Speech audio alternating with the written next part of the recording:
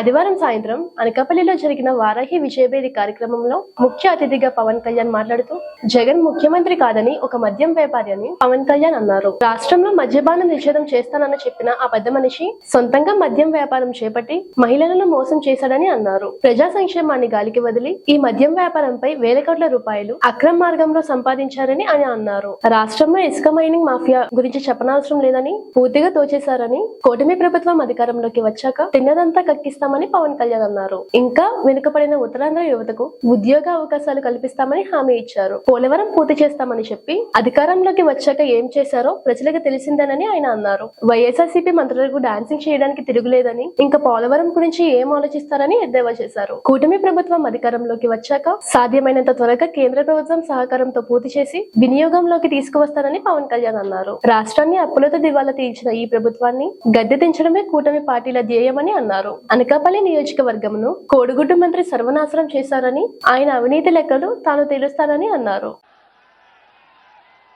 ముఖ్యంగా యువతకి అనకాపల్లికి సంబంధించి కూటమి తరపున మీకు చేసే మేనిఫెస్టోలో మా ప్రామిస్లు యువతకి స్కిల్ డెవలప్మెంట్ సెంటర్ రావాలి. ఇక్కడ మీరు ఊహించుకోండి, పవన్ కళ్యాణ్ అనే వ్యక్తికి ఇదే వైజాగ్లో, ఇదే ఉత్తరాంధ్రలో ఒక యాక్టింగ్ స్కిల్ నేర్పిస్తే, ఉత్తరాంధ్ర మనకి సత్యానంద్ అనే ఒక గురువు గారి దగ్గర ఒక యాక్టింగ్ నేర్పిస్తే, అతనికి ఒక స్కిల్ గనక డెవలప్ చేస్తే అతను ఈ రోజున మీరు గుండెల్లో పెట్టుకునే నటుడయ్యాడు. అతను మీకు అండగా నిలబడే ఒక ప్రజానాయకుడు అయ్యాడు.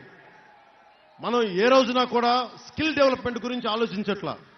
ఇక్కడున్న యువత మీరు ఏ కులం, ఎక్కడి నుంచి వచ్చారు, ఎంత వయసు ఉందని ఆలోచిస్తున్నారు. కానీ ఇక్కడున్న యువతలో ఎవరికి ఏ ప్రతిభ ఉంది, ఏ సమర్థత ఉంది, వీరికి ఎలాంటి ఉపాధి అవకాశాలు కావాలి, వీరికి ఎలాంటి ఇంట్రెస్ట్లు ఉన్నాయి, వీళ్ళకి ఎవరన్నా వచ్చి మనకి సర్వే చేయాల్సింది. కులాలు వీటన్నిటితో పాటు కూడా అక్కడున్న కుర్రాడికి నీకేం కావాలని ఉంది భవిష్యత్తులో, అక్కడున్న యువతకి మీకేం అవ్వాలని ఉంది, ప్రభుత్వం మీకు ఏం చేయాలి, ఎలాంటి ఉపాధి అవకాశాలు కావాలి, ఎలాంటి స్కిల్ డెవలప్మెంట్ చేయాలి, మేము ఇలాంటి అడగబోతున్నాం.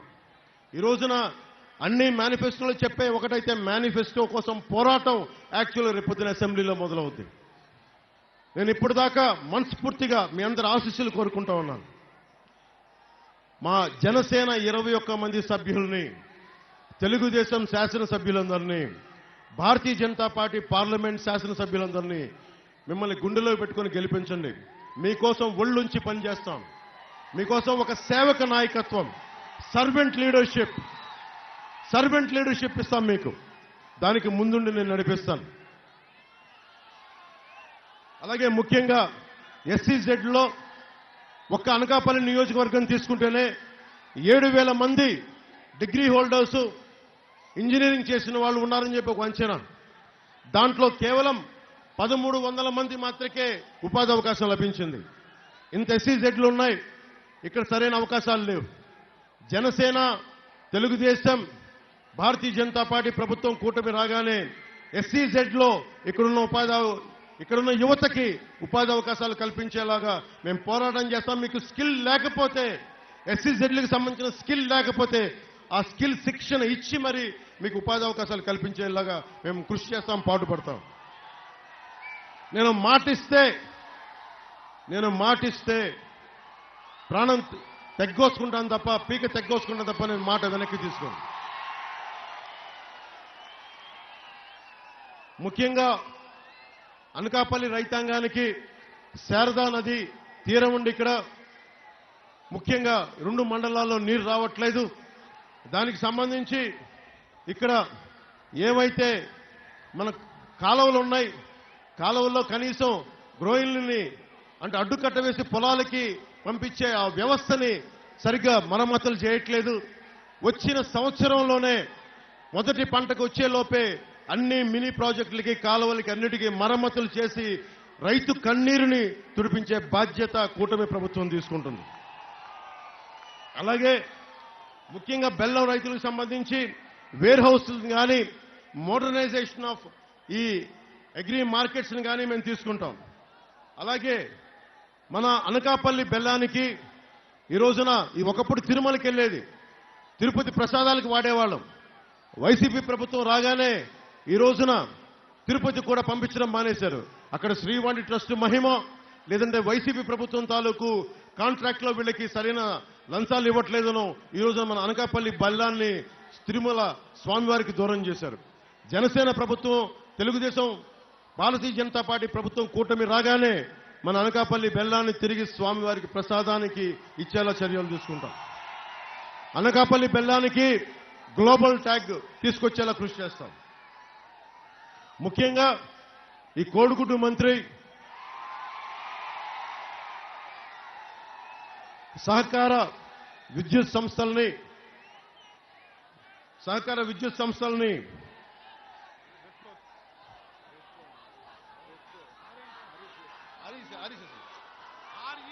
అది అర్థమైంది, దీనికి అర్థమైంది, ఆర్ఈసీ అర్థం కాదు కదా.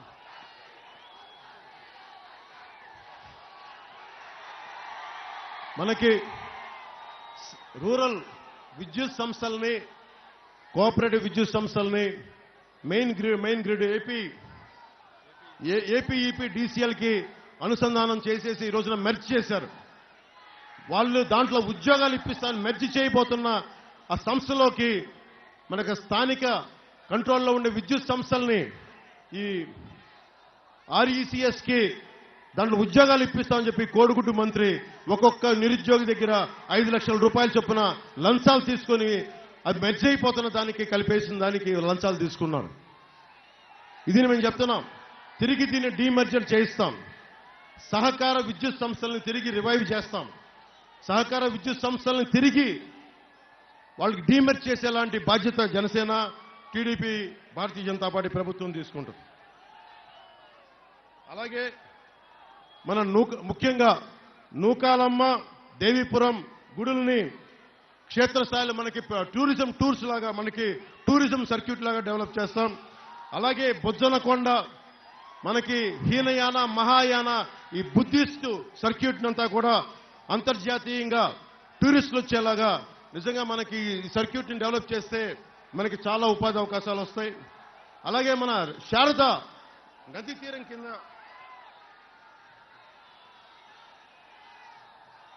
కోడిగుడ్డు కదా అది పురుగు,